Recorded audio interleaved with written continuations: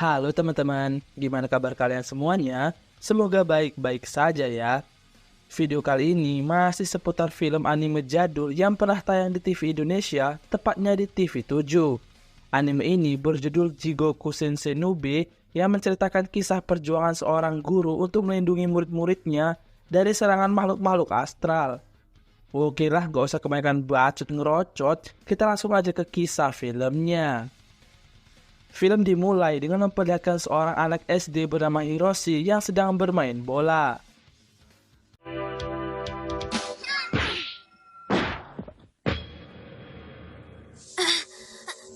Tak lama kemudian muncul suara-suara aneh yang hanya bisa didengar oleh Hiroshi ini dan mengganggu pikirannya.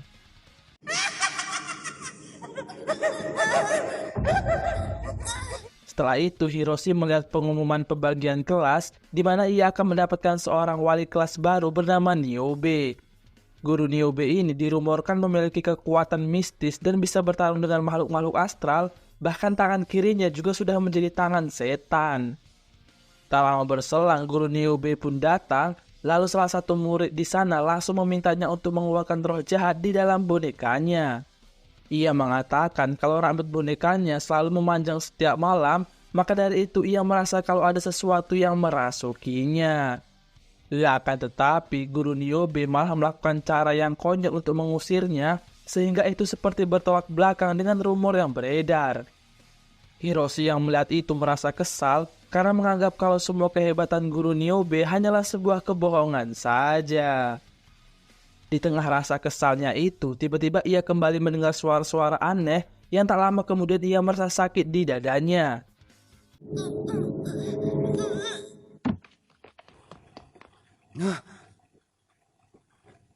Hiroshi!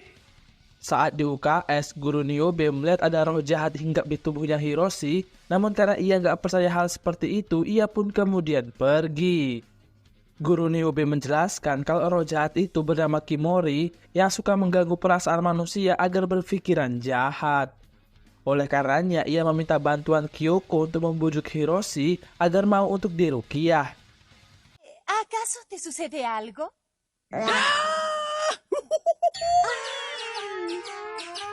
Berbeda ke Hiroshi yang kembali diganggu oleh roh jahat tersebut sehingga membuatnya nggak bisa bermain bola dengan baik. Oleh karena itu, dengan bantuan dari Kyoko, Hiroshi pun akhirnya mau juga untuk diruqyah. Dengan jampi-jampinya, guru Niobe berhasil mengeluarkan roh jahat tersebut, namun kemudian roh jahat itu malah mau menangkap Kyoko. Beruntung guru Niobe dengan cepat menolongnya, meski akhirnya malah ialah yang harus kena tangkap. Lalu dirasa situasi mulai sulit, guru Niobe kemudian melepaskan sarung tangannya dan menunjukkan wujud asli tangan kirinya yang dikenal sebagai tangan setan. Singkat cerita, dengan kekuatan tangannya itu, guru Niobe pun akhirnya berhasil mengalahkan roh jahat tersebut. Sementara Hiroshi mulai percaya dengan kemampuan guru Niobe setelah semuanya yang ia lihat. Berbeda ke seorang gadis bernama Miki yang mendengar suara minta tolong dari dalam toilet.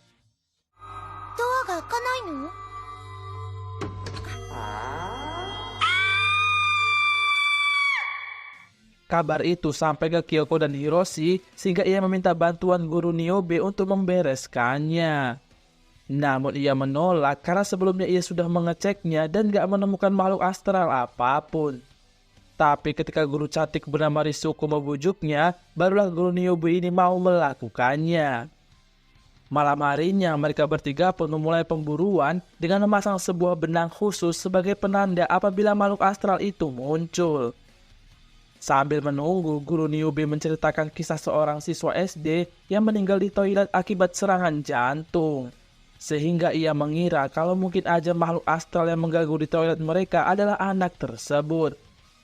Tak lama kemudian Kyoko kebelet pipis, namun karena takut ia meminta Hiroshi untuk menemaninya.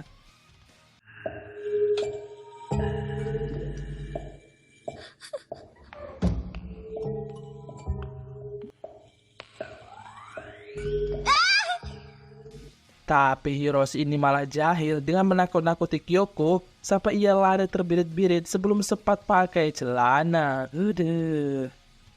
Tak lama setelah itu, energi makhluk astral tersebut mulai keluar, bahkan sempat melewati tubuh dari Kyoko. Karena hal itu, tiba-tiba Kyoko jadi tahu kalau makhluk astral tersebut bukanlah siswa SD yang meninggal karena serangan jantung, melainkan orang lain tapi ia belum tahu siapa. Energi tersebut terus berjalan sampai ke lantai 2 dan berhenti di sebuah toilet yang ada di sana. Singkat cerita, mereka bertiga bertemu dengan makhluk astral itu yang terus berteriak merasa kepanasan.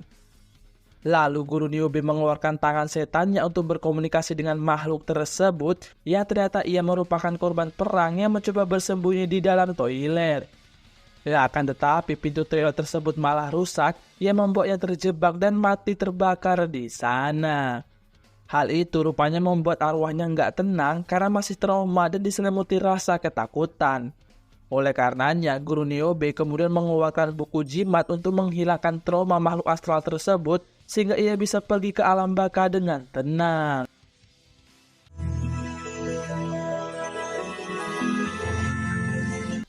Keesokan harinya, terlihat guru Niobe yang mencoba mengajak makan malam guru Risuko, namun ditolak karena ia ngajak makan malamnya di kuburan. Hader, ya jelas lah.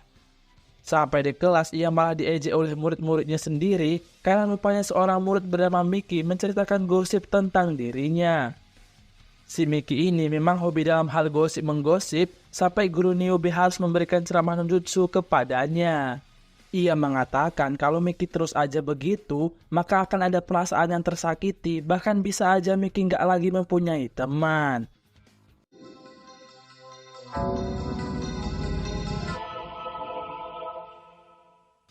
Saat perjalanan pulang, ia melihat emak-emak yang dijauhi oleh kedua temannya karena hobi sekali ngegosip yang nggak jelas. Seketika Miki teringat pesan dari guru Niobe, namun karena sudah kecanduan gosip, ia pun gak menghiraukannya. Tak lama kemudian muncul sosok misterius yang mengambil bayangan dari Miki tanpa ia sadari sedikit pun.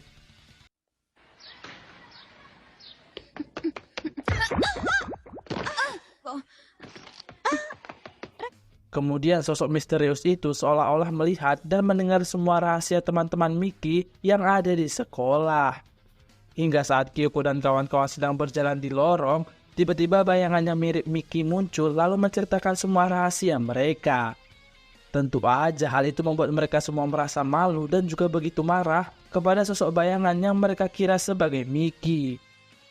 Saat di kelas, Kyoko dan kawan-kawan pun langsung meluapkan semua kekesalannya kepada Miki atas apa yang ia perbuat sebelumnya. Ya, akan tetapi Miki mengelak dan mengatakan kalau ia nggak pernah melakukan hal tersebut kepada teman-temannya. Merasa kalau dirinya dijebak, Miki pun berencana mencari tahu siapa sebenarnya sosok yang memfitnahnya itu.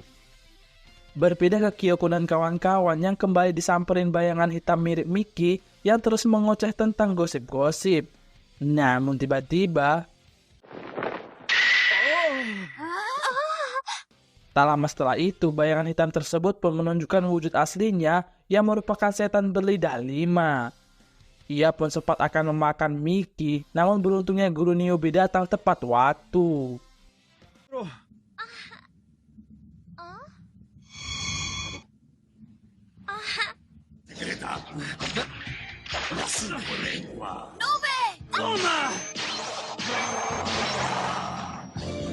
Meski sempat mendapatkan perlawanan sengit, namun pada akhirnya guru Niobe berhasil mengalahkan setan tersebut dengan tangan setannya. Besok harinya, terlihat anak-anak yang sedang bermain olahraga gantung, namun tiba-tiba muncul sosok misterius yang mengganggu mereka. Saat sore hari, gantian seorang anak bernama Makoto yang mencoba berlatih olahraga tersebut karena besok ada ujian praktek mapel penjas. Namun ia juga diganggu oleh sosok misterius tersebut yang ternyata bernama Keppa.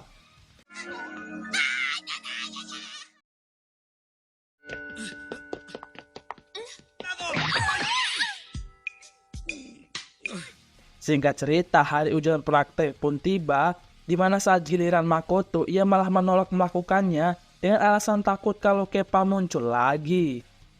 Perkataan itu tentu gak dipercaya oleh Hiroshi dan yang lainnya karena Keppa hanyalah makhluk mitologi saja. Kalaupun ada, mustahil ia bisa hidup di sana karena Keppa hanya hidup di daerah yang mengandung banyak air. Namun rupanya guru Niobe percaya akan hal tersebut sehingga ia membatalkan ujian praktek bahkan menutup sementara olahraga gantung itu.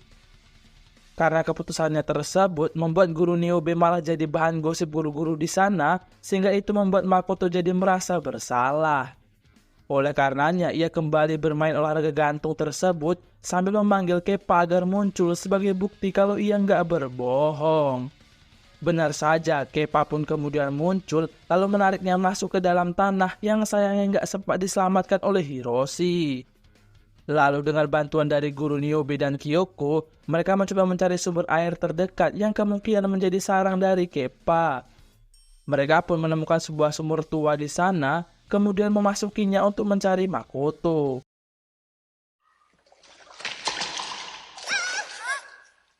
Singkat cerita, Keppa muncul dan berhasil menangkap Hiroshi sehingga guru Niobe mencoba menggunakan tangan setannya untuk melawan si Keppa ini.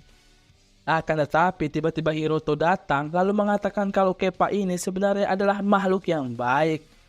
Ia sengaja mengganggu anak-anak di sana agar gak bermain olahraga gantung karena rupanya ada sebuah bom zaman dulu yang tertimbun di bawahnya. Sementara di atas, guru yang lain malah melepaskan larangan yang dipasang oleh guru Niobe dan membiarkan anak-anak kembali bermain di sana. Akibatnya tanah semakin longsor sehingga guru Niobe kemudian menggunakan tangan setannya agar anak-anak di sana menjauh dari tempat tersebut. Singkat cerita, bom tersebut pun akhirnya jatuh dan meledak. Yang beruntungnya guru Niobe dan yang lainnya sempat menyelamatkan diri melalui jalan keluar yang ditunjukkan oleh Keppa.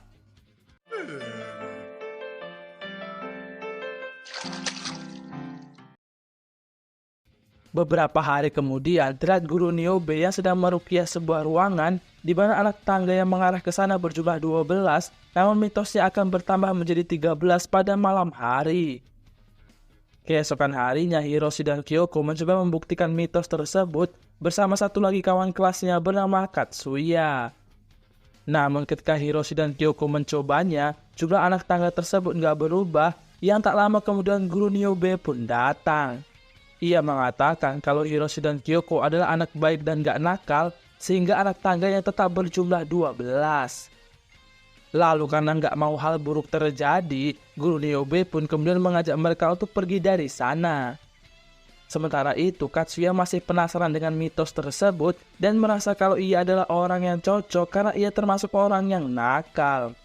Bahkan Katsuya menyadari kalau teman sekelasnya terlalu baik sehingga gak cocok dengan stylenya. Saat di kelas, guru Niobe mengatakan kalau besok akan ada ujian matematika sehingga Katsuya berniat buruk untuk mencuri kunci jawabannya di ruangan guru Niobe. Tanpa diduga, seorang anak bernama Sasaki juga sedang melakukan hal yang sama, lalu ia mengajak Katsuya bergabung dengan gengnya sesama anak nakal. Dirasa Sasaki ini satu circle dengan dirinya, Katsuya pun mau-mau aja, namun rupanya ia dibawa ke ruangan dengan anak tangga misterius itu. Lalu Sasaki menceritakan awal mula mitos dari tangga tersebut, di mana dulu ada murid yang sangat nakal, bahkan sempat mau membakar sekolahnya sendiri. Kemudian saat ia mencoba kabur dari kejaran para guru, ia malah terpeleset di tangga tersebut lalu modar dengan kepala yang patah. Mendengar itu nyali Katsuya pun ciut, tapi Sasaki terus memaksanya untuk naik sambil menghitung anak tangga. Rupanya Sasaki ini adalah murid yang tewas tersebut, dan jumlah anak tangga pun berubah menjadi 13, lalu muncul portal yang menarik Katsuya. Tak lama kemudian guru Niobe datang bersama Hiroshi dan Kyoko, namun karena setan tersebut masih anak-anak, guru Niobe pun gak tega untuk menyerangnya. Singkat cerita, Hiroshi dan Kyoko lah yang berhasil menyelamatkan Katsuya, lalu guru Niobe memilih untuk menyegel mereka saja daripada harus membunuhnya. Setelah itu, Katsuya mengembalikan kunci jawaban yang ia curi sebelumnya dan berjanji akan menjadi murid yang baik serta gak bandel lagi. Scene berpindah ke seorang makhluk bernama Yoko yang sedang memburu tengkorak kepala manusia untuk jurus Jinkanon Jutsunya. Jurus itu adalah jurus untuk menyamar sebagai manusia, namun belum sempurna karena ia belum menemukan tengkorak kepala manusia yang cocok. Sehingga ia meminta bantuan bola ajaibnya yang kemudian menunjukkan kalau Hiroshi lah orang yang cocok. berpindah ke sekolah Hiroshi yang kedatangan guru baru bernama Tamamo dan langsung menjadi pusat perhatian karena ketampanannya. Ya, akan tetapi rupanya itu adalah Hyoko yang sedang menyamar untuk mendekati Hiroshi dan mengambil tengkoraknya. Tingkah Tamamo yang mencurigakan membuat guru Niobe mulai merasakan aura jahat dari dalam tubuhnya.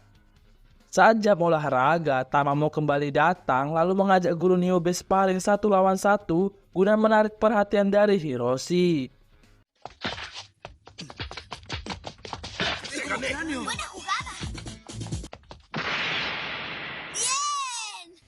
Singkat cerita, cara itu pun berhasil, lalu ia mengajak Hiroshi untuk berlatih bola bersamanya nanti malam. Saat di kelas, Kyoko dan Hiroshi kemudian memberikan sebuah gelang kepada Tamamo sebagai tanda ikatan yang terjalin di antara mereka.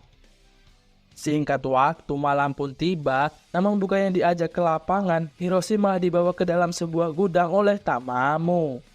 Disitulah Tamamo menunjukkan sifat aslinya dan akan mengeksekusi langsung Hiroshi di sana. Beruntung guru Niobe datang sambil membaca mantra-mantra yang rupanya sudah ia siapkan pada tali yang diberikan oleh Hiroshi dan Kyoko sebelumnya. Tapi pada akhirnya Tamamo berhasil membawa kabur Hiroshi, di mana di sini guru Niobe sedikit kesulitan untuk mengejar karena ia menggunakan sebuah genjutsu. Bahkan karena genjutsu itu ia sampai tertabrak sebuah mobil, namun meskipun terluka parah ia tetap nggak berhenti untuk mengejar Tamamo. Pada akhirnya guru Niobe pun berhasil sampai ke markasnya Tamamo, di mana ia kembali menggunakan jurus genjutsunya untuk melawan guru Niobe. Genjutsu itu benar-benar membuat guru Niobe kesulitan untuk menghadapinya, sehingga mau gak mau ia pun harus kalah dalam pertarungan tersebut.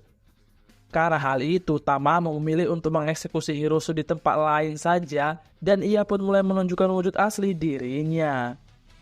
Ia akan tetapi guru Niobe kembali datang, yang ternyata ia masih hidup meski tubuhnya sudah terluka parah.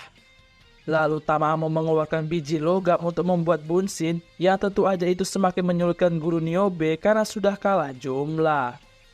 Sehingga Hiroshi mencoba membantu dengan menghidupkan magnet yang ada pada mobil doser di sana untuk menghilangkan bunsin milik Tamamo.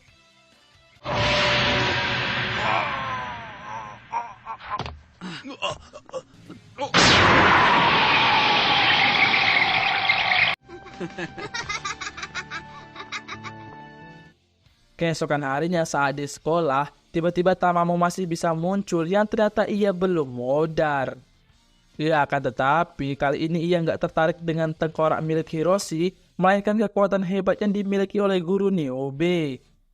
Oleh karenanya, ia lalu mengajak guru Niobe untuk berduel lagi, namun ia malah menyerang Hiroshi dan juga Kyoko, sehingga guru Niobe harus mengorbankan dirinya. Meskipun begitu, guru Niobe nggak menyerah dan malah semakin kuat, yang mana itu membuat Tamamo menjadi kagum kepadanya.